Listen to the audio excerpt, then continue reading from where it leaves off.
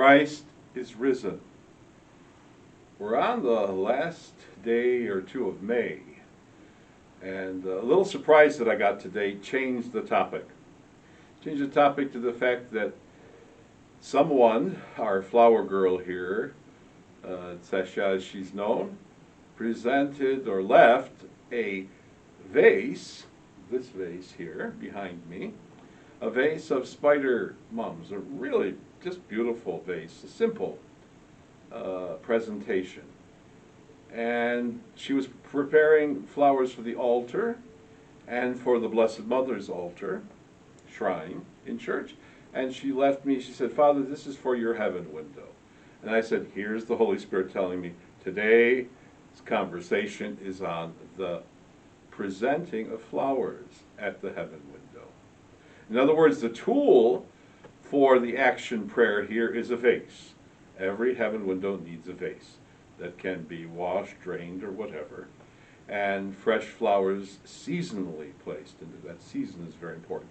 Here, the season of May brings back to me a very, very enlightening incident in one of the churches I was at. Was trying to introduce a little bit more ceremony into the May crowning, other than just plopping a plastic wreath on top of Mary's head and taping it down like they did there, so it didn't fall off, and that was the end of it.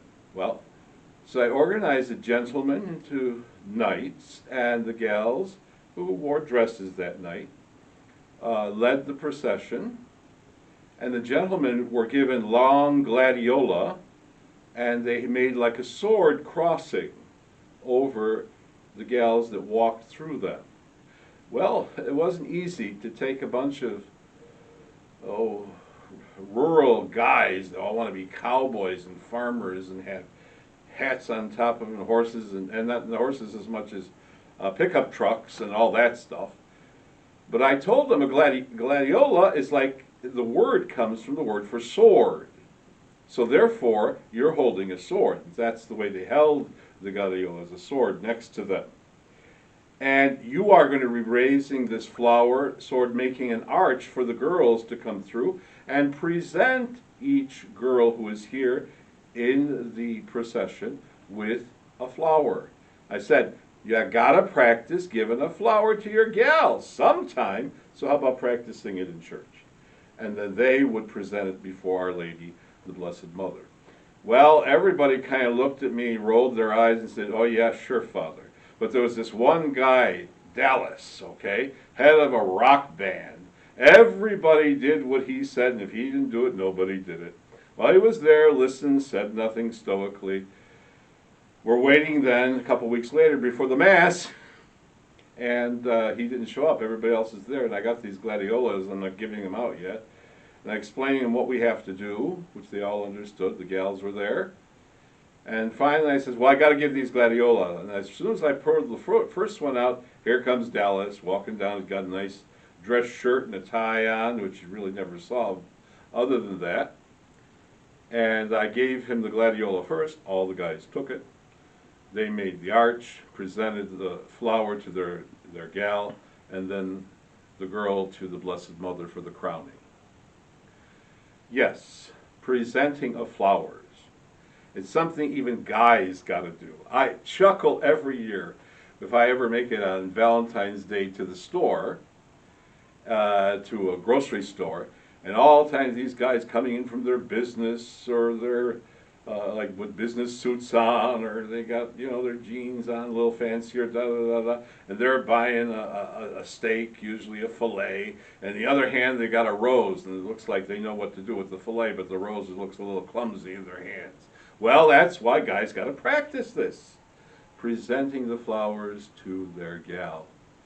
And didn't you practice it, whether a guy or a gal, when you picked a couple dandelions in May, or the first whatever weeds that grew up on your lawn that weren't cut off or something like that, and give it to Mom, and then present your mom with flowers for Mother's Day, and not look like, this is really strange, I don't know how to do this. Well, we present it to our mother, Jesus' mother, the Madonna and Child. we present a flower, not just during May, like today, which is her month and the month of flowers, but seasonally during the year. Like I said, Valentine's Day.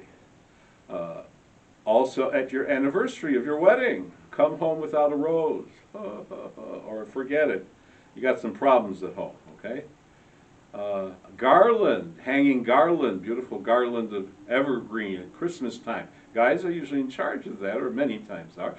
Buying the tree, putting a tree up, those are all various forms of growth trees that, in this case, remind us to honor Our Lady Mother in heaven, but also the lady of our home. One of the most significant memories that I have are the veterans' poppies. Putting solemnly on a veteran's grave a wreath with poppies or some other flower. That's a presentation. Presentations of flowers are signs of love. They're signs of honor and honoring love. And without this, they build the love and honor in a relationship. Because one day, and I remember my father doing this, I do it still today.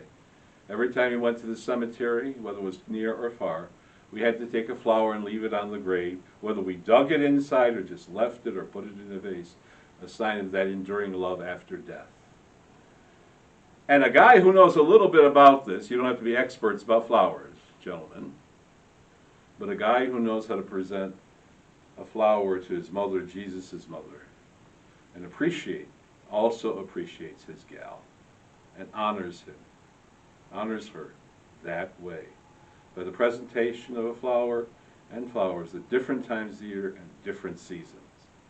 So, give some contemplation that today we have the flowers in May, honoring Our Lady, her month.